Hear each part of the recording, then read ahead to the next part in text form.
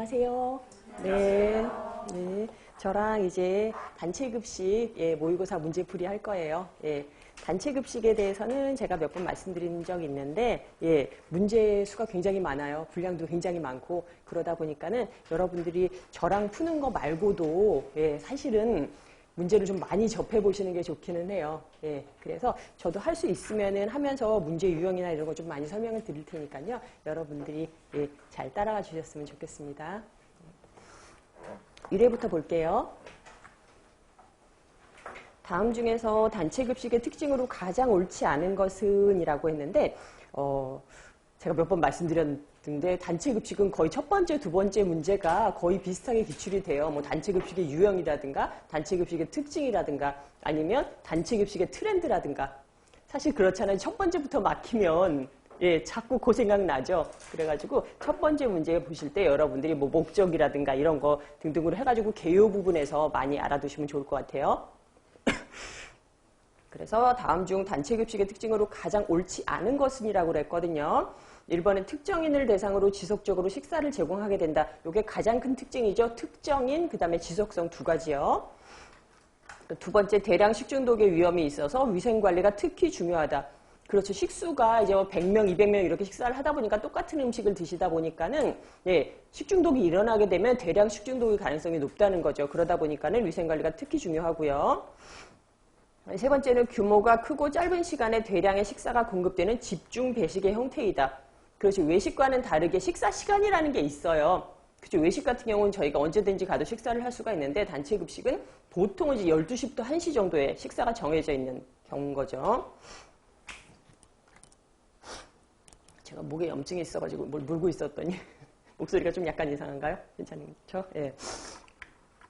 그래서 네 번째는 대부분의 영양사가 관리자로서 운영하며 대량 구매를 위하여 구매 관리자를 별도로 둔다라고 했어요.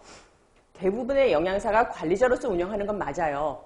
근데 대량 구매가 이루어지는 것도 맞거든요.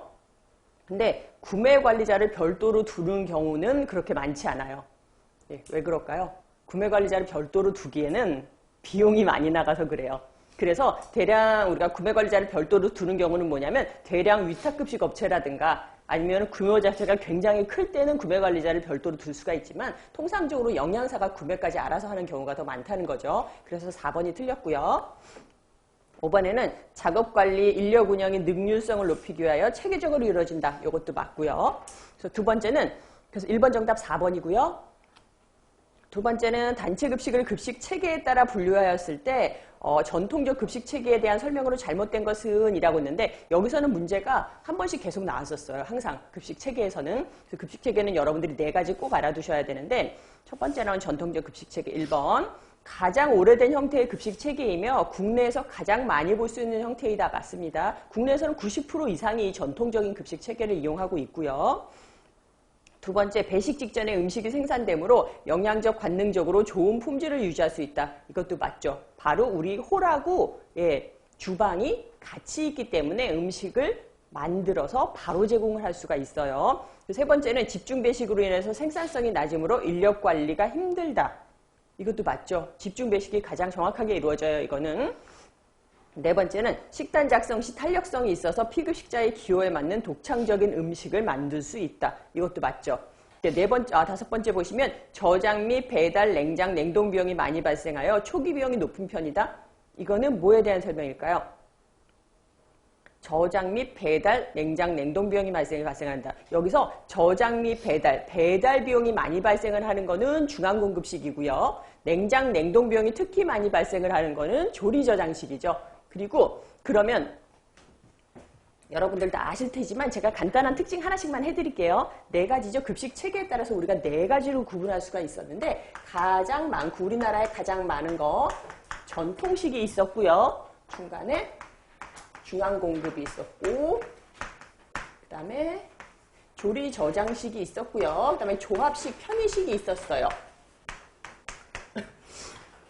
그러면 가장 큰 특징은 전통식 같은 경우는 홀하고 주방이 같이 있기 때문에 관능적으로 우수한 품질을 제공할 수가 있고 그 다음에 피크타임 배식이 이루어지고 우수한 조리원이 많이 필요해요. 그래서 돈이 굉장히 많이 드는 방식이에요, 이거는. 하지만 우리나라에 굉장히 많은 방식이고 가장 오래된 방식이다. 그러면 중앙공급식은 식수가 가장 많다는 특징이 있어요.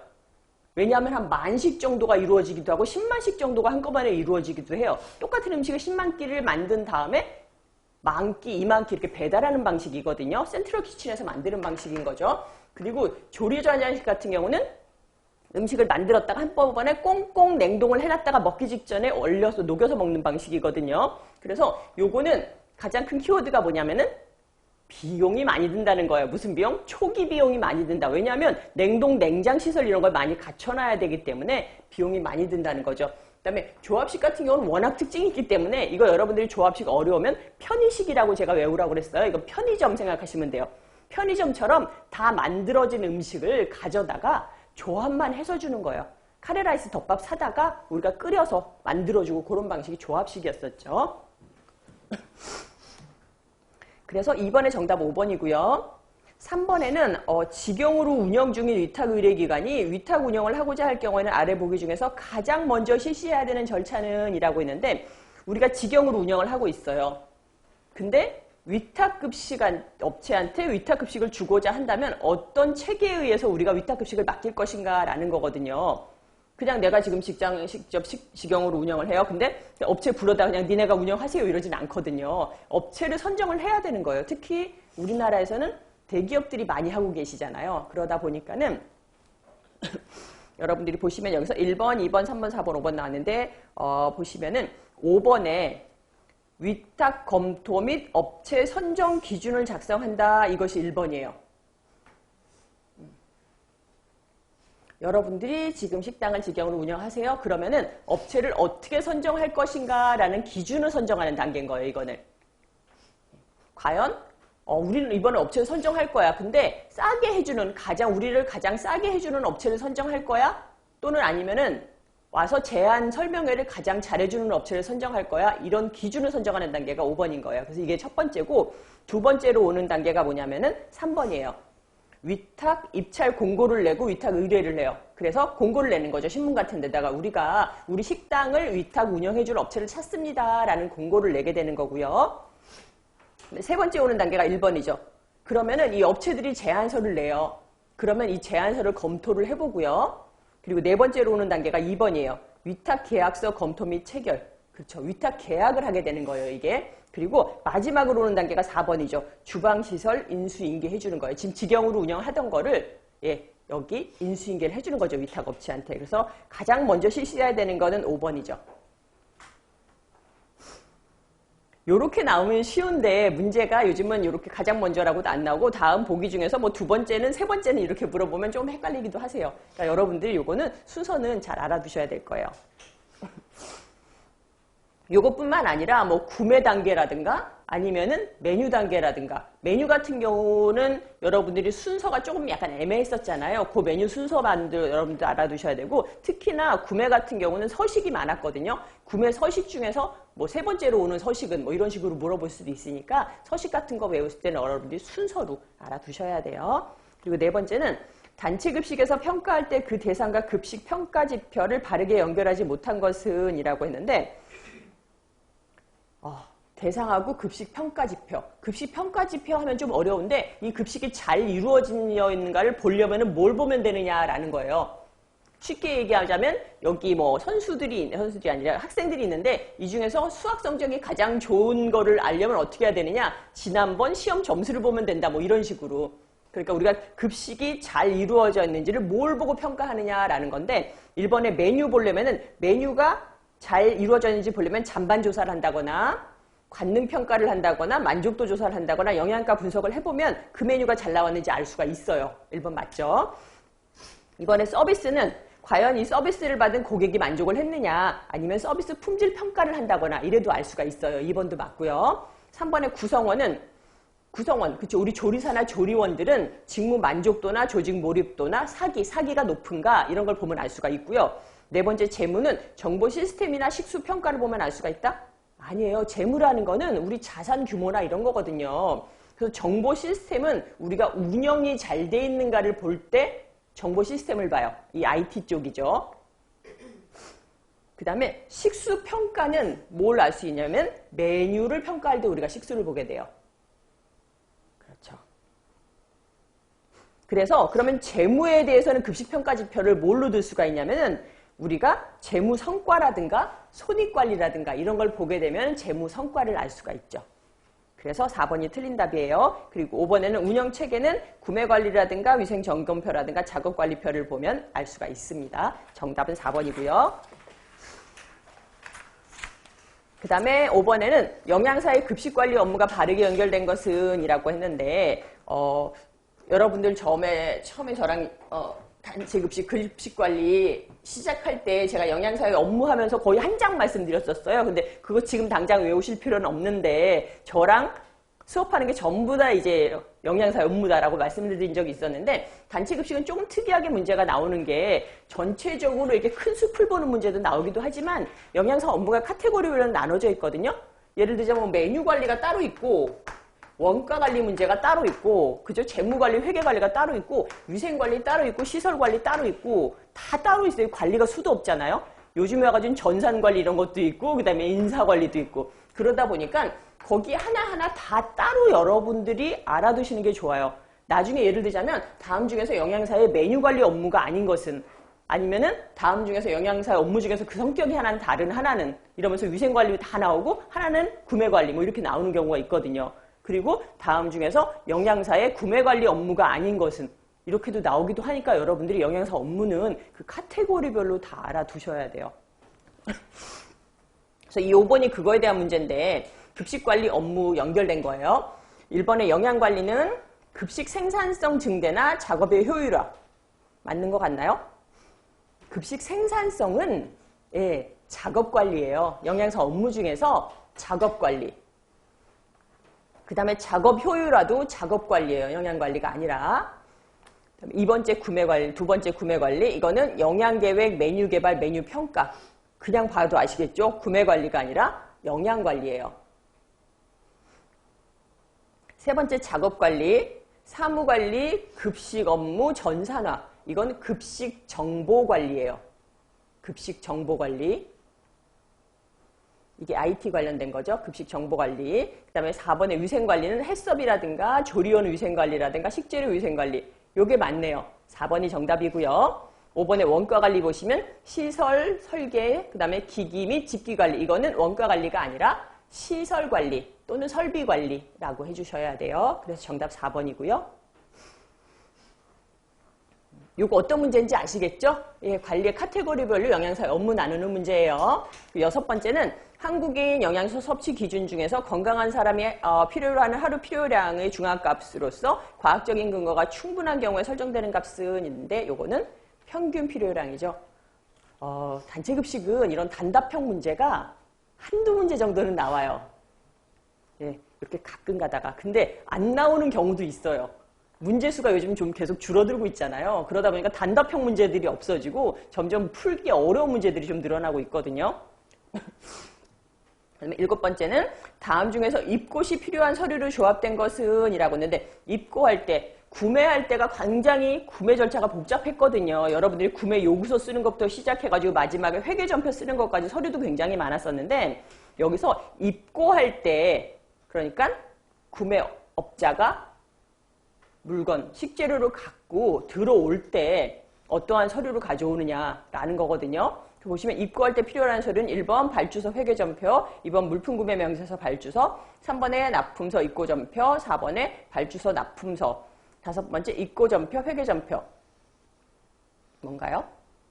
입고할 때는 납품서하고 입고전표를 가지고 오시는 거예요. 3번이죠.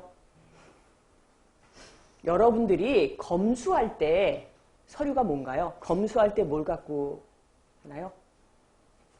납품서를 갖고 검수를 하시는 거죠. 네. 그래서 제가 그때 말씀을 드리기를 볼게요. 구매할 때는 서류가 엄청나게 많아요. 제가 그냥 쓰진 않고 그냥 말로만 드릴게요. 맨 처음에 물품 구매 청구서, 요구서라는 걸 우리가 구매부서로 주거든요. 그러면 거기서 뭘 만드냐면 발주서라는 걸 만들어요. 발주서를 만들어서 누구한테 주냐면 구매업자한테 주거든요. 그러면 구매업자가 그 발주서를 가지고 물건을 사요. 그런 다음에 뭘 갖고 납품서를 가지고 들어오거든요. 그러면 이게 마음에 들면은 우리가 입고 전표를 쓰는 거고 마음에 안 들면 반품서를 쓰게 돼요. 그러면은 입고 전표를 가지고 어디로 간다? 회계팀에 가게 되면은 거기서 회계전표를 쓰게 되는 거예요. 예. 근데 사실은 이게 다 똑같아요. 왜냐하면 물건을 특별히 못 구하지 않는 한은 물품구매 청구서부터 시작해가지고 다 똑같아요, 서류가. 왜냐하면 뭐 예를 들자면 내가 쌀을 1kg를 구매해달라고 그랬다. 그럼 쌀 1kg. 이 사람이 구해달라고 하죠? 그럼 발주서도 쌀 1kg. 납품하는 사람도 쌀 1kg. 이렇게 까지 똑같은 게 막 5장에 들어오는데 그 사이사이 조그만 차이점은 있어요. 예를 들자면 쌀을 갖다가 내가 1kg를 갖다 달라고 하는데 1kg를 못 구했어. 그래가지고 보리쌀을 1kg를 가져왔단 말이에요. 그럼 발주서하고 납품서하고 다르잖아요. 그런 식으로 서로 달라지는 건 있는데 통상적으로 그래서 예전에 이렇게 서류 만들고 할 때는 그냥 똑같이 만들어서 5개를 똑같이 만들어서 거기다 이렇게 수정만 해서 쓰고 이랬거든요. 그래서 특별한 사유가 없는 한은 이렇게 똑같이 쓰지만 그래도 여러분들이 이루어지는 과정은 만들어진다는 거죠.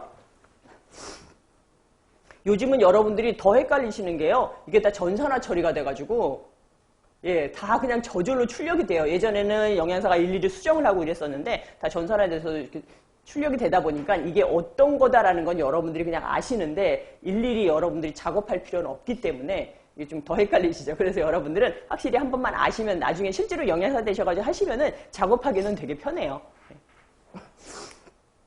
그래서 7번에는 3번이고요. 8번에는 중앙공급식 급식체계에 대한 설명으로 옳은 것을 골라라 라고 했는데 가는 공동조리장에서 대량으로 급식 생산이 이루어진다. 중앙공급식? 맞아요. 공동조리장은 중앙공급식밖에 없어요. 우리가 센트럴 키친이라고 하잖아요. 중앙조리장 거기서 급식을 많이 만들어서 우리가 배달하는 거예요. 그래서 가는 중앙공급식 맞고요. 나는 음식을 미리 조리해 두었다가 냉동, 냉장 상태로 보관한다. 이거는 조리 저장식이죠. 다는 급식 생산과 소비가 공간적으로 분리된다? 이거 중앙공급식 맞아요. 다죠. 그리고 라는 가공된 식재료를 구입함으로 식재료비가 상승한다?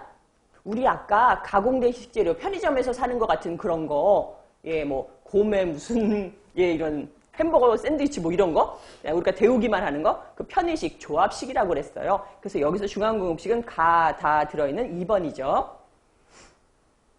그리고 9번에 나왔는데 모의고사 제가 단체급식이 딴 데랑 뭐 가장 구별되는 특징 중에 하나가 이 계산 문제가 점점 너무 많이 늘어나고 있다라는 거였었거든요. 예. 그래서 요즘은 특히나 원가 관리가 너무 중요하기 때문에 예전에는 한 끼당 뭐 4,000원 받아가지고 5,000원 받아가지고 그 관리를 하긴 했었는데 재료비를 얼마나 쓴다거나 이런 게 그렇게 민감하지 않았는데 요즘은 식재료비도 너무 막 왔다 갔다 하고 인건비도 갑자기 늘어나다 보니까 이 원가 관리하는 것도 굉장히 중요해졌거든요. 그러다 보니까 원가 관리에 대한 문제가 좀 많이 나오는 편이에요. 하지만 이건 원가 관리에 대한 문제는 아니지만 그래도 계산 문제입니다.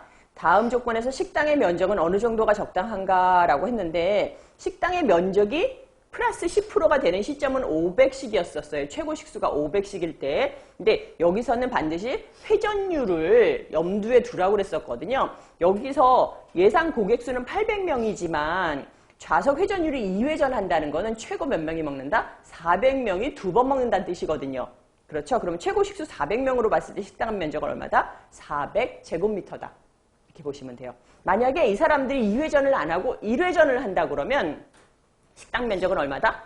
880제곱미터가 되는 거죠. 왜냐하면 500식 이상이기 때문에 10%를 추가해야 되거든요. 10번에는 학교급식 식재료비 품질관리 기준으로 옳은 것은 이라고 했는데 품질관리 기준이요. 1번 쌀은 수확연도로부터 6개월 이내의 것을 사용한다라고 했는데 쌀은 수확연도로부터 1년 이내의 것을 사용한다라고 해주셔야 맞아요. 쌀이 수확되는 시점이 1년에 한 번 바뀌잖아요. 예, 그렇죠. 그러면 묵은 쌀이 되는 거예요. 그 시점에서. 그렇기 때문에 1년 이하의 것을 사용하고요. 이번에 닭고기는 축산법에 따른 등급 판정의 결과 2등급 이상이다. 아니요. 닭은 1등급 이상이래야 돼요. 3번은 이제 쇠고기. 쇠고기는 축산법에 따른 등급 판정의 결과 2등급 이상의 한우 및 유구를 쓴다라고 했는데 쇠고기는 비싸서 3등급 이상이면 되고요. 돼지고기는 2등급, 그 다음에 계란은 2등급, 오리는 1등급. 그러니까 닭하고 오리는 1등급이고요. 나머지는 2등급이고 외우실 때 이제 쇠고기는 좀 비싸니까 3등급 이상. 이렇게 보시면 돼요. 그럼 4번의 김치 완제품은 식품위생법에 따라 위의 유소 중점 관리 기준을 적용하는 업소에서 생산된 제품을 활용한다. 이거 맞아요. 4번이죠. 5번에는 수산물은 상품 가치가 중 이상의 것을 사용한다라고 했는데 상품 가치가 상 이상이래야 돼요. 수산물은. 정답은 그래서 4번이 맞죠.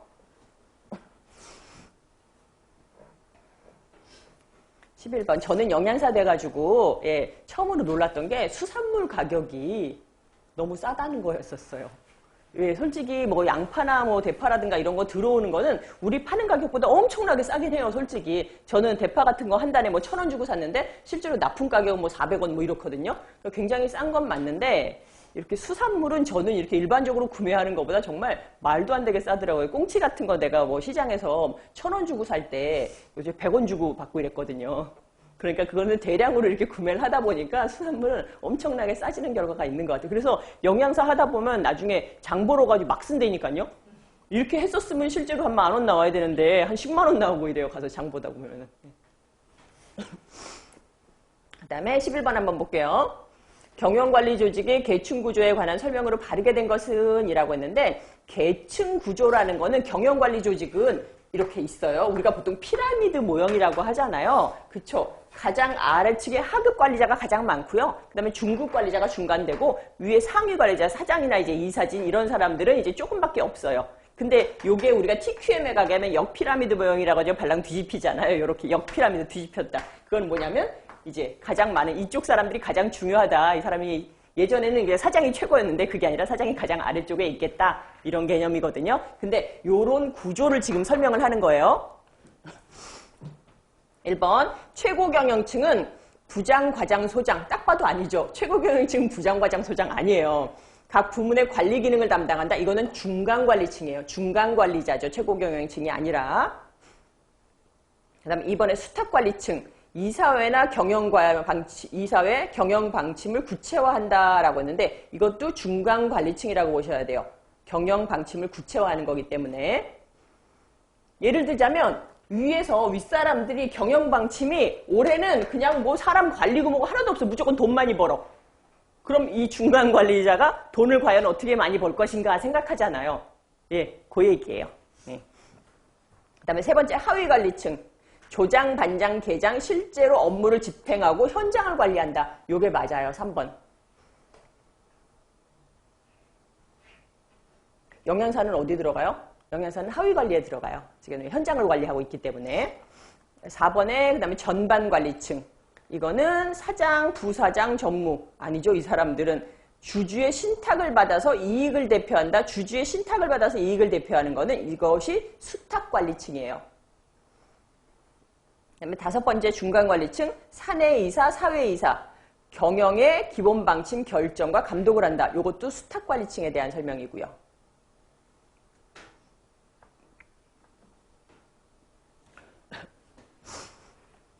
혹시 여러분들이 수탁관리층 처음 들어보세요? 그거 한번 설명드릴까요? 네. 수탁관리층이라는 건 뭐냐면은 최고 경영층 있죠. 이 상위 관리자. 상위 관리자를 둘로 나누게 되면은 하나는 우리가 경영 전반 관리층이라고 불리고요. 하나는 수탁관리라고 불러요. 그러니까 우리가 지금까지 이 3개는 말씀드렸죠. 최고 경영층, 그 다음에 중간 관리층, 그 다음에 하위 경영층. 근데 이 최고를 갖다가 전반 관리하고 수탁 관리로 나누게 되거든요. 그러면 여기서 수탁 관리 같은 경우는 우리가 이사회라든가 그래서 경영의 기본 방침을 정하고 여러분들 왜 주주들 다 모이세요 해가지고 주주회 이런 거 하잖아요. 그런 게 수탁 관리층이에요. 거기서 상주하면서 관리를 하는 사람들이 아니라 이렇게 경영 방침이라든가 뭐 사장을 결정한다거나 이럴 때 예전엔 이런 거 잘 몰랐는데 여러분들 드라마 같은 데 보면은 주주회가 이런 거 해가지고 막 사장 바꾸고 이러잖아요. 그 사람들이에요. 이게 수탁관리층이고 그 다음에 전반관리층은 이제 사장 같은 사람들이에요. 직접 거기서 경영을 하는 사람들. 그래서 이 사람들도 사실은 그냥 큰 의미 작은 의미 따로 안 따지고 그냥 최고 경영층이라고 들어가셔도 돼요. 그 다음에 12번에는 아래 보기 중에서 비축식품의 품목별 최대 한도량 결정 시 검토하지 않아도 되는 것은 이라고 했는데 비축식품이라는 거는 내가 창고에 쌓아놔도 되는 물건들 쌀이라든가 아니면 건미역이라든가 아니면 조미료라든가 밀가루라든가 이런 거 유통기한이 길고 예, 우리들이 거기 만약에 보존을 했을 때 별로 변질이 되지 않는 것들 그런 것들 검토할 땐 첫 번째 창고의 수용 능력 봐야 돼요. 그 두 번째는 식품을 보존할 수 있는 기간도 봐야 되고요. 세 번째는 일정 기간 내 사용량도 봐야 돼요. 왜냐하면 이번에 1kg 써가지고 저걸 갖다가 얼마 만에 소유할 수 있을 것인지 실제로 유통기한이 제가 1년밖에 안 되는데 저걸 다 쓰려면 3년이 걸려. 그럼 우리가 그걸 구매하면 안 되는 거죠. 네 번째는 최근 단가 추이와 공급 동향도 봐야 되고요. 다섯 번째 공급업체와 구매 장소는 이거는 우리가 실제 물품을 구매할 때 결정하시는 거예요. 우리가 비축식품의 양이나 이런 걸 얼마나 구매할지 볼 게 아니라 정답 5번이고요. 13번에는 관리계층에 따른 경영관리자의 역할로 옳은 것은 이라고 했는데 1번 가의 상위 경영층 이 사람들은 전략 계획을 수립한다. 맞죠? 그 다음에 나는 중간관리층은 일상적인 작업 활동을 감독한다? 아니요. 중간관리자가 일상적인 활동까지 보진 않아요. 이거는 하급관리층에서 봐요. 하급관리층. 그 다음에 다의 일성감독층은 매일의 작업 진행에 대한 책임을 진다. 이건 맞고요. 라의 하급관리층은 부서별 세부 업무에 대한 책임을 진다. 부서별 세부 업무니까 부서장이죠. 팀장, 부장 이런 사람들. 그래서 나하고 라가 서로 바뀌었어요.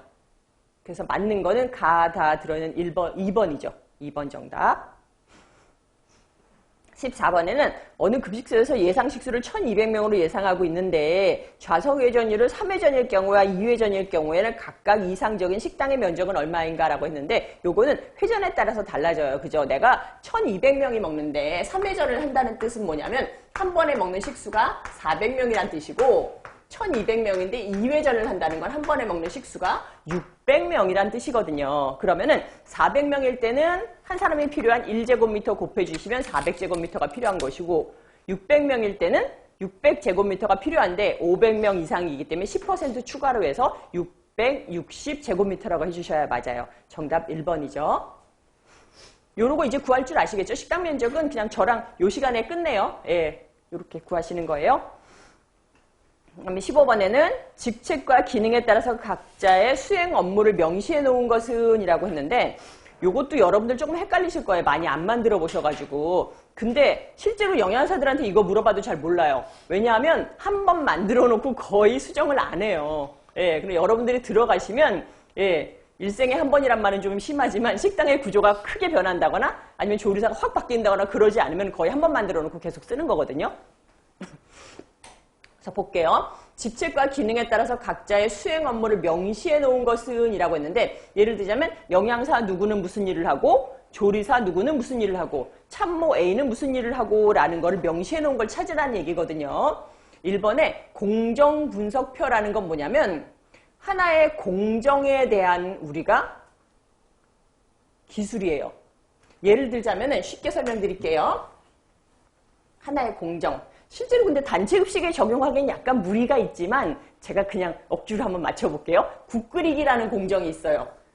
그러면 이 국을 끓이는 데는 필요한 기계는 뭐가 있고 국선, 뭐 그다음에 전처리 기계, 칼 뭐 등등이 있고 누가 필요하다, 조리사 누구누구 뭐 몇 명 정도가 필요하고 실제로도 소요되는 시간은 얼마고 등등 써놓는 거. 국 끓이기 공정에 대한 거. 이게 뭐냐면 공정 분석표예요. 그리고 두 번째 조직도라는 거. 이거는 뭐냐면 그 회사의 공식적인 조직을 도식화해 놓은 거죠. 여러분들 식당 가시면 이렇게 다 보신 적 있을 거예요. 조직도 하나 영양사 누구 딱 써 있고 밑에 한식조리사 누구, 양식조리사 누구, 밑에 참모 누구 이 사람들이 책임조리원입니다. 라고 이렇게 도표 그려놓은 거 있죠. 요게 조직도예요. 그 조직의 그 조직 자체를 도식화해 놓은 거죠. 그래서 요거는 뭐라고도 불리냐면 결제라인이라고 불러요. 여기 있는 사람들은 요 윗사람한테 결제받고 결제받아야 되거든요. 예, 그래서 요게 조직도고요. 3번의 작업 일정표라는 건 뭐냐면 작업 일정을 우리가 표 형태로 정리한 건데 만약에 설명드릴게요. 이거 설명드려도 조금 헷갈리실 텐데 나중에 한번 다시 보세요. 이거는 작업 일정표는 오늘 며칠이지? 이렇게 예를 들자면 오늘이 뭐 7월 5일이다. 이러면 7월 5일 날은 어떤 작업이 이루어진다. 오전에는 뭐 국 끓이기, 뭐 이렇게 감자 깎기, 감자 전처리 이런 게 이루어지고 뭐 7시부터 8시까지는 뭐 식판 닦아야 되고 뭐 이런 식으로 써놓은 거 있죠. 요게 뭐냐면 작업 일정표예요. 말 그대로 일정인 거죠. 그날의 작업 일정. 그리고 작업 배분표라는 건 뭐냐면 현장에서 오늘 주방에서 어떠한 작업이 이루어지느냐. 여기서 오늘은 전처리가 이루어지고 오늘은 뭐 예를 들자면 국 끓이기가 이루어지고 취반이 이루어지고 라고 하면은 사람을 나누는 거예요. 여기서 여기에 해당하는 사람은 누구. 그럼 요거랑 서로 비교되나요? 작업 일정표는 날짜 시간대로 무슨 이루어진다라는 걸 써놓은 건데 이건 뭐냐면 작업을 배분해 놓은 거예요. 누가 어떤 일을 한다는 거를. 그다음에 5번째 업무 분장표가 나오는데 요게 맞아요. 직책과 기능에 따라서 조리사 A는 무슨 일을 합니다. 조리사 B는 무슨 일을 합니다. 요거랑 차이점 아시겠어요? 작업 배분표랑? 작업 배분표는 일을 먼저 써놨어요. 일을 써놓고 이 일을 누구 조리사 A 참모 누가 한다라는 걸 해놓은 거고 이거는 A란 사람이 어떤 일을 한다라는 거예요. 그렇죠? 그래서 이건 업무 분장표. 그래서 정답은 5번이죠. 16번에는 구두명령이 효과적일 때의 상황으로 맞지 않는 것을 골라라 라고 했는데 구두명령은 말로 하는 명령이에요. 말로 하는 명령이 가장 효율적이고 빠른 명령인 건 아시죠? 예. 근데 1번 수령자가 그 내용을 알고 있을 때 말로 하는 게 맞아요. 야, 그거 해. 아니면 가서 국 끓이기 거기 가서 전처리 좀 해주세요. 라고 해서 저 사람이 무슨 내용인지 알아. 내가 그렇게만 얘기를 해도. 그럼 구두명령이 효과적이죠. 2번째, 내용에 정밀한 숫자가 있을 때. 이건 안 돼요. 예, 숫자에 대한 거는 반드시 문서로 하셔야 돼요.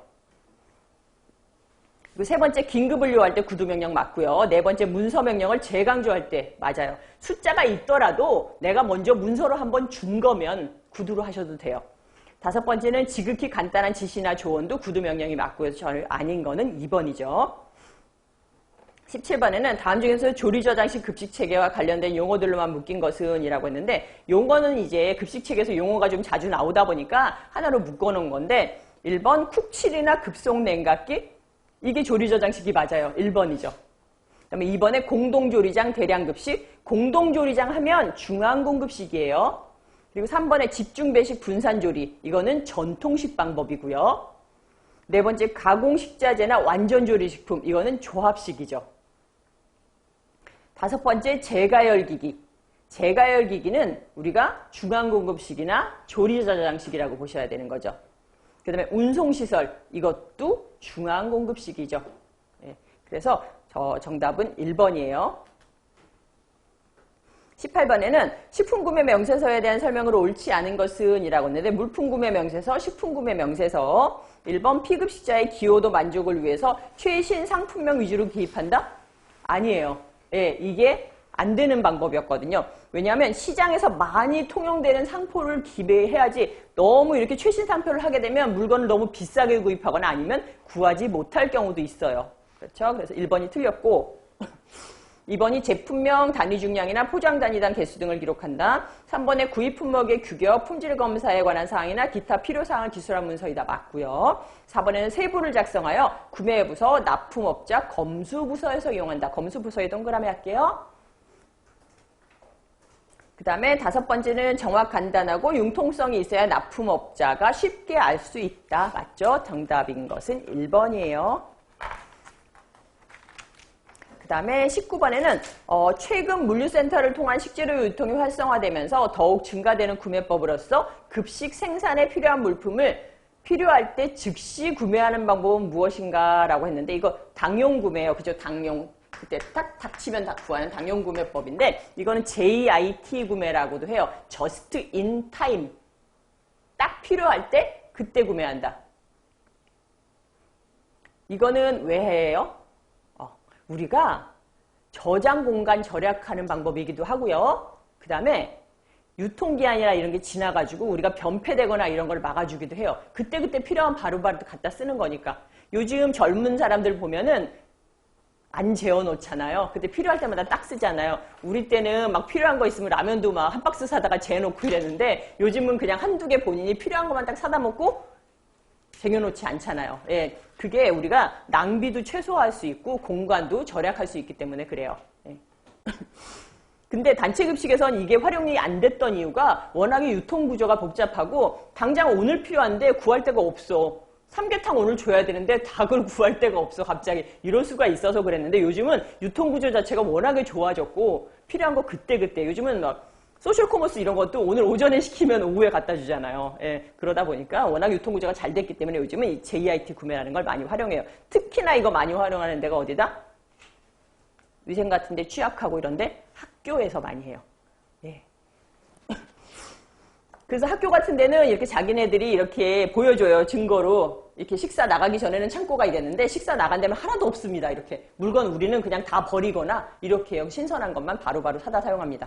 그래서 3번, 20번에는 학교급식법에 의한 영양관리 기준의 에너지 적정 비율은 4번이죠. 탄수화물은 55에서 65%, 단백질은 7에서 20, 지방은 15에서 30%. 요게 4번이 맞는데 3에서 18세는 이런데 만약에 문제가 1세에서 2세로 바뀐다면 1번이 되겠죠. 거의 요거 4번만 알아두셔도 되는데 만약에 혹시라도 이렇게 한다면 1번이고요.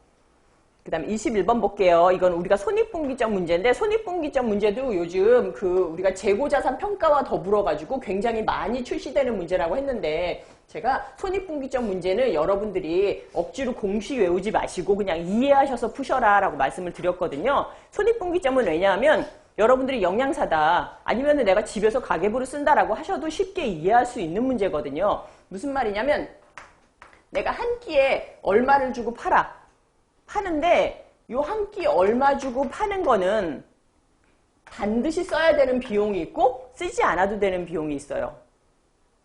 그죠? 예를 들자면 오늘 메뉴가 떡볶이에요. 떡볶이면은 떡볶이 하는데 반드시 써야 되는 비용은 내가 떡 나가야 되고 고추장 나가야 되고 등등 비용 나가야 되잖아요. 그 비용이 있는데 당장 가스 비용이라든가 이런 건 지금 안 나가도 되잖아요. 그런 건 내가 모아놨다가 한꺼번에 줘도 되는 거거든요. 그 모아놨다 나가야 되는 비용을 쓰고도 우리가 돈이 하나도 손해가 안 보는 지점이 언제냐라는 거거든요. 계산 한번 해볼게요. 급식소 B에서는 한 끼에 5,000원 주고 팔아요. 근데 이 급식소에서 매일 지출되는 고정비는 20만 원이에요. 그러니까 아까 말씀드린 가스비나 뭐 이런 게 모아서 20만 원이 나가야 돼요. 20만 원은 내가 모아야 돼, 팔아서. 근데 한 끼 팔 때마다 4,000원은 반드시 써야 돼요, 내가 재료비로. 그러면 1손익분기점이 되는 금액은 얼마냐? 내가 똔똔 되는 지점. 내가 돈을 벌지도 않고 손해보지도 않는 지점. 그러면 한 끼에 5,000원을 주고 팔았는데 이거 팔 때마다 얼마를 써야 되냐면 내가 4,000원은 반드시 써야 돼요. 재료비로. 그러면 내가 여유자금으로 손에 쥘 수 있는 돈이 얼마다? 1,000원은 줄 수 있어요. 그죠? 10,000원을 쓰고 있네요. 1,000원. 하나 팔았을 때마다 1,000원이 남는데 요거를 모아놨다가 얼마를 만들어야 돼? 20만 원 써야 되니까 내가 20만 원을 만들어야 돼. 20만 원 만들려면 몇 끼를 팔아야 돼요? 200끼를 팔아야 돼요. 그죠? 그래야지 내가 손해도 안 보고 돈을 벌지도 않아요. 그러면 200끼를 팔려면 그때 금액은 얼마냐? 여기서 만약에 문제가 몇 끼를 팔아야 되느냐라고 했으면 200끼라고 써주시면 돼요. 근데 여기서는 금액을 물어봐서 손익분기점이 되려면 내가 얼마를 벌어야 되느냐? 그러면 200끼를 팔려면 한 끼당 얼마였어요? 5,000원이었잖아요. 그럼 5,000원짜리 200끼를 팔았기 때문에 얼마? 100만 원어치를 팔아야 되는 거예요, 내가. 요거 이해 안 되시나요? 매출 물어봤으니까 이거는 200끼를 팔아야 되는데 그때 되는 금액은 얼마냐면 200끼인데 한 끼당 5,000원씩이었으니까 내가 몽땅 100만 원어치를 팔아야 나는 오늘 되는 거예요. 그래서 여기서 만약에 200에서 201끼를 팔았다. 201끼면 너무 야박하다. 그죠? 210끼를 팔았다. 210끼를 팔면은 내가 얼마 벌어요? 210끼를 팔았어. 200끼까지는 똔똔이에요. 그러면 10끼 더 팔죠? 맞아요. 10,000원 버는 거죠? 네. 이런 식으로 손익분기점을 넘어가는 거예요, 우리가. 그 다음에 22번 한번 볼게요. 수요 예측 방법 중에서 인과형 예측법의 수요 예측에 영향을 줄 수 있는 요인은 이라고 했는데 수요 예측 방법이 우리가 세 가지가 있었잖아요. 그죠? 시계열 분석법하고 인과형 예측법하고 주관적인 예측법 세 가지가 있었는데 시계열 분석법은 말 그대로 날짜의 추이에 따라서 예측을 하는 거였었는데 인과형이라는 거는 말 그대로 인과형 분석은 원인과 결과가 있다라는 얘기예요. 인과. 그러면은 어떠한 식수에 변동을 주는 요인이 생기면 식수가 변동을 한다라는 얘기예요. 여기서 그 영향을 줄 수 있는 요인이 뭐냐라는 건데 1번에 과거 제공 식수, 2번에 과거 예측 식수, 3번에 날씨, 4번 외부 전문가의 의견, 5번째 과거 메뉴별 식수. 뭘까요? 예, 원인. 원인은 날씨예요. 이거 여러분들 다 아시는 거예요. 오늘 갑자기 비가 막 쏟아져요. 태풍이 치고 난리가 났어요. 그러면 우리 밑에 구내식당의 식수가 늘어날까요? 줄어들까요? 식수가 늘어나겠죠. 사람들이 밖에 나가기 싫으니까 전부 다 여기 와서 먹잖아요. 예. 그리고 오늘 날씨가 너무너무 화창해.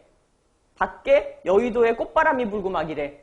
그러면 식수가 줄어들어요. 사람들이 전부 다 밖에 나가서 외식하기 때문에. 그런 식으로 날씨가 영향을 줄 수 있고 이게 인과형 예측법 중에서 그 요인이 될 수가 있어요. 그것도 있죠. 오늘 갑자기 회사가 너무 잘 돼가지고 작년에 너무 잘 돼서 오늘 보너스가 나왔어. 막 한 사람당 100만 원씩 보너스를 받았단 말이에요. 그럼 식수가 줄어요? 늘어요?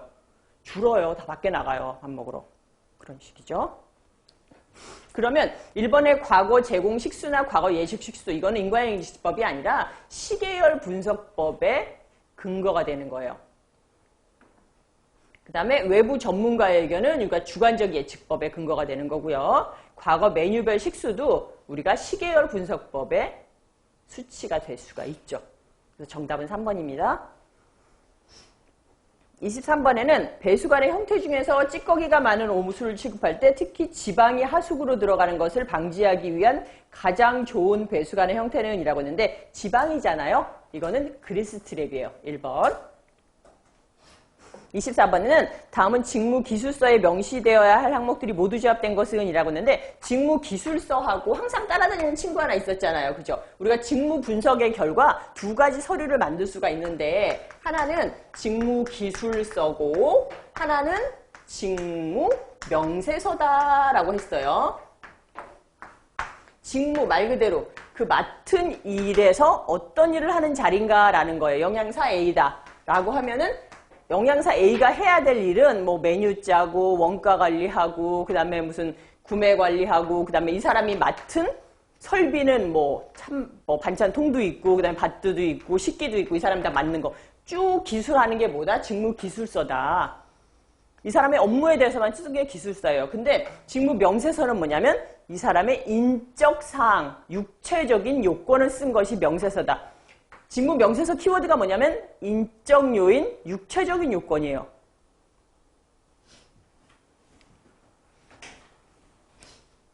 인적 요건 하니까 조금 이상하게 들리는데 육체적인 요건이라는 게 어떤 거냐면은 그래서 우리들이 여러분들 이제 영양사 자격증 따시면은 이렇게 실제로 나온 공고 많이 보시게 되잖아요. 사람 구하는. 예, 거기 보시면은 직무명세서를 써요. 직무기술서가 아니라. 직무기술서를 안 쓰고 명세서 쓴다는 게 뭐냐면은 대한민국 뭐 식품영양학과를 전공한 신체 건강한 사람 뭐 이런 식으로 그게 인적 요건이에요. 명세서라는 게 그런 의미거든요. 아니면은 뭐 스튜어디스라면은 키 같은 거 162cm 이상의 뭐 누구 뭐 이런 식으로 써놓는 거 그게 직무명세서예요. 그래서 여기서 보면 기술서 볼게요. 가의 직무 구분 이거 직무기술서 맞아요. 직무 요약 이것도 직무기술서고요. 수행되는 임무, 그 다음에 라의 감독자, 피감독자, 마의 다른 직무와의 관계, 바의 작업 조건, 본인이 책임지고 있는 시설, 설비 이런 거 다 맞아요. 다 직무기술서에 들어가야 돼요. 하지만 사의 인적 요건, 이건 직무명세서예요. 그래서 직무기술서에 들어가는 거는 가나, 다라, 마, 바까지. 정답은 4번이죠. 그 다음에 25번 볼게요. 제한제도의 효과라고 볼 수 없는 것은 이라고 했는데 제한제도는 우리가 상향식 의사소통의 가장 대표적인 거예요. 말 그대로 제안을 하는 거예요. 여러분들이 나 뭔가를 하나 제안하고 싶습니다 하잖아요. 그 제안이에요. 이게 말 그대로. 제안을 하는 건데 이 제안이라는 거는 어디서 이루어지게 되냐면 아까 우리 뭐 깔때기 같은 거 그렸었잖아요. 제가. 가장 위에 최고 경영층 있고 막 있잖아요. 이 아래쪽에서 위로 올라가는 것이 제한이에요. 어느 날 사장이 갑자기 와가지고 공장에 와서 보다가 이거 공장 이거를 이런 식으로 바꾸면 어때요? 라인을, 동선을. 그럼 그건 제한이 아니에요. 예, 이제 아랫사람이 본인이 직접 일을 하다가 사람이 이렇게 움직이는 것보다 햇빛이 저쪽에서 너무 쬐기 때문에 동선을 이걸 햇빛을 등지게 이런 식으로 바꾸는 게 좋을 것 같아요. 라고 하면 그게 제한이 되는 거예요. 예, 그게 제한 제도거든요. 그럼 반드시 이렇게 해가지고 이점이 있을 거 아니에요. 일하기가 훨씬 좋았다.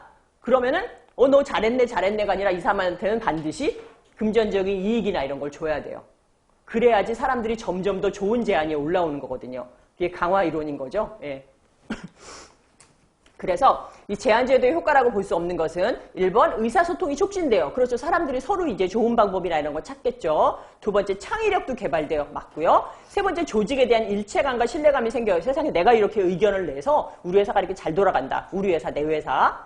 네 번째는 자기 직무에 대한 관심과 흥미가 생길 수밖에 없어요. 그렇죠? 하지만 다섯 번째 회사의 재무 구조가 좋아지진 않아요. 이건 위에서 하셔야 되는 거죠. 경영층에서. 그 외에 우리가 뭐 원가 절감을 할 수도 있어요. 금액 떨어지는 거는 뭐 훨씬 더 좋아질 수 있고, 그 다음에 노사 관계도 원활해질 수가 있고, 그 다음에 작업 의욕, 작업 능률 이런 게 올라가요. 그래서 25번은 정답 5번이고요. 26번에는 민츠버그의 경영자의 역할 중에서 조직의 성장과 발전을 위해서 새로운 사업 계획이나 아이디어 개발을 하는 것은 경영자의 어떠한 역할을 수행하는 것인가 라고 했는데, 이거는 보통 우리가 얘기했던 민츠버그의 역할 중에서 조금 더 구체적으로 나온 문제거든요. 민츠버그는 세 가지 역할, 대인간 역할, 그 다음에 정보 관련 역할, 그 다음에 의사결정 역할을 한다고 그랬는데, 이 중에서 어떠한 역할을 수행하는 것이다? 조직의 성장과 발전을 위해 새로운 사업기획, 아이디어 개발. 그러면 여기서 대표로 볼 수 있는 게 그냥 봐도 아닌 건 있어요. 정보 탐색자, 문제 해결자, 협상자 이건 아니에요. 하지만 대표자고 기업가 둘로 놓고 볼 때 가장 위에서 내가 아이디어를 개발하고 하는 거는 대표자의 역할이냐 아니면 기업가의 역할이냐라는 거거든요. 대표자의 역할이라는 거는 내가 사장으로서 오늘 창립기념일이에요. 자, 그럼 창립기념일에 사장님께서 기념 식사를 하시겠습니다. 이러면 대표자인 거예요. 지금 우수사원 표창을 누가 해? 사장이 해. 저기 MBC 같은 데서 무슨 표창하잖아요. MBC 사장이 와서 하죠. 그게 대표자로서의 역할이에요. 하지만 뭐 프로그램 개발 같은 걸 잘하고 아이디어를 내겠다. 이게 기업가로서의 역할인 거예요. 그래서 여기서 얘기하는 사업기획이나 아이디어 개발은 뭐다? 기업가로서의 역할을 의미한다라고 보시면 돼요. 2번이죠. 27번에 급식체계의 4가지 유형에 대한 설명으로 옳은 것은 이라고 했는데 1번 전통적 급식체계는 식재료의 가격 변화에 따라서 메뉴를 융통성 있게 수정할 수 있다? 1번이 딱 맞아요. 그죠? 이게 사람들이 그때 이렇게 분석 같은 걸 해봤는데 1번에 보기 1번에 문제가 나왔을 때 답이 나왔을 때 제일 많이 틀린대요. 왠지 1번에 나온 건 답이 아닌 것 같다는 거죠. 그리고 2번이나 3번에 나왔을 때 가장 많이 맞춘대요. 그래서 여러분들이 제일 주의해야 될 게 1번의 문제가 답이 나오는 거. 네. 그리고 가장 긴 게 답일 때 제일 잘 맞춘대잖아요. 가장 짧은 게 답일 때 제일 못 맞추고. 그런 거 같죠? 들어보니까. 네. 1번 맞고요. 이번에 중앙공급식 급식체계는 각 급식교소별로 소요되는 기기 설치 및 인력 배치 비용이 가장 크다. 이거 전통적 급식체계죠. 3번에 조리저장식 급식체계는 음식의 생산과 소비가 동시에 일어나기 때문에 생산을 계획적으로 할 수 있다. 이건 동시에 일어나는 거는 전통식이고요. 4번에 조합식 급식체계는 숙련된 조리원을 필요로 한다. 이것도 전통식이죠. 5번째 조리저장식 급식체계는 가장 오래된 형태로 대규 부분의 단체 급식에서 사용하고 있다. 이것도 전통식이죠. 1번, 2번, 3번, 4번, 5번 다 전통식에 대한 설명이고 그래서 맞는 건 1번이에요. 28번에 비자발적인 이직에 해당하는 것으로 옳은 것은 이라고 했는데 이직이라는 거는 그 직장과의 연결 상태가 끊어지는 거예요. 직장을 그만두는 거죠. 근데 자발적인 이직과 비자발적인 이직이 있는데 자발적인 건 내가 그만두는 거예요. 하지만 비자발적인 건 잘리는 거죠. 일방적으로. 그래서 비자발적인 이직은 해고당하는 거예요. 맞아요. 그 다음에 사직선 내가 쓰는 거잖아요. 이거는 비자발적인 거 아니고 자발적인 거예요. 다의 레이오프. 레이오프라는 건 뭐였어요? 우리가 일시적인 고용 해고라고 그랬어요. 우리나라도 뭐 이렇게 GM되거나 뭐 이렇게 문제되는 것들이 좀 있는데 일시적으로 공장 상황이 너무 안 좋아. 예를 들면 자동차 공장인데 자동차를 생산을 안 해도 돼. 그러면 뭐 5천 명의 직원이 있는데 어디 가요? 자동차 생산 안 하면 그냥 맨날 출퇴근만 할 수도 없고, 예, 그러다 보니까는 이런 거는 자발적이다, 비자발적이다? 비자발적이에요. 이것도 어쩔 수 없이 그렇게 되는 거. 그 다음에 라의 휴직도 내가 그만두는 거죠. 그래서 여기 비자발적인 이직은 가, 다 들어있는 2번이에요. 나머지는 자발적인 이직입니다. 29번에 시장 세분화를 위한 변수 중에서 인구 통계학적 변수에 해당하는 것을 골라라 라고 했는데, 인구 통계학적 변수라고 했는데 시장 세분화가 뭐냐면 우리들이 마케팅할 때 되게 중요한 것 중에 하나가 시장 세분화인데, 마케팅 우리가 물건을 이만한 사람들한테, 한국에 있는 사람들한테 팔아야 돼요. 그러면은 이걸 갖다가 시장 세분화 한다는 건 뭐냐면 우리들이 뭐 예를 들자면 나이가 비슷한 사람으로 나눈다거나 아니면 남녀로 구분한다거나 아니면은 내가 뭐 졸업 연도로 구분한다거나 이런 식으로 비슷한 공통적인 요인을 가진 사람들이 이렇게 나눠주는 것이 시장 세분화예요.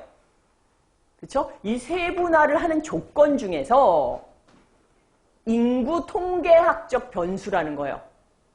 그러면 인구 통계학적 변수에 들어가는 건 뭐가 있냐면은, 그죠? 사람을 인구 통계학적으로 나눈다. 남녀로 구분을 한다. 나이로 구분한다. 이게 인구 통계학적인 변수예요. 그래서 성별이나 나이나 아니면 소득이라든가 뭐 500만 원 이상 버는 사람, 우리 설문조사할 때 항상 나오죠. 소득, 본인 소득 얼마냐? 500만 원 이상이다. 400만 원 이상이다. 소득으로 본다거나 아니면은 직업이라든가 아니면 교육 수준이라든가 아니면 종교라든가 이런 것이 다 뭐냐면 인구 통계학적 변수가 돼요.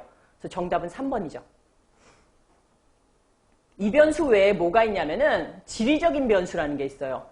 지리적인 변수. 우리나라에서 많이 쓰는 거죠. 과연 어느 지역에 사느냐, 아니면은 날씨가 어떠냐, 아니면 거기 인구 밀도가 어떠냐라는 게 지리학적 변수고, 심리적인 변수도 있어요. 심리적인 변수는 뭐냐면 라이프 스타일이에요. 이 사람이 어떤 식이냐. 요즘 라이프 스타일 얘기 많이 하잖아요. 그런 라이프 스타일이라든가 이 사람이 가진 관심이라든가 활동 빈도가 어떠냐. 그리고 아니면 행동 변수라는 것도 있어요. 이거는 이 사람이 이 레스토랑을 많이 이용해 봤느냐. 예, 이용 빈도라든가 아니면은 이 레스토랑을 좋아하느냐 싫어하느냐. 이런 거에 따른 것도 있다는 거죠. 정답은 여기선 3번이에요. 30번에는 의사소통 유형 중에서 조직 내에서 권한계층이 비슷한 부서와 부서 사이에 동일 부서 내의 의사소통은 무엇이냐라고 했는데, 권한계층이 비슷해요. 권한계층이 한쪽이 높은 게 아니라 만약에 이쪽이 높으면 상향식이겠고 이쪽이 낮으면 하향식이겠죠. 근데 둘이 비슷해 서로. 그러면 수평적 의사소통이에요. 정답은 4번이죠. 예, 여기까지 했고요. 다음 시간에 제가 모의고사 2회 풀어드릴게요. 예, 수고하셨습니다.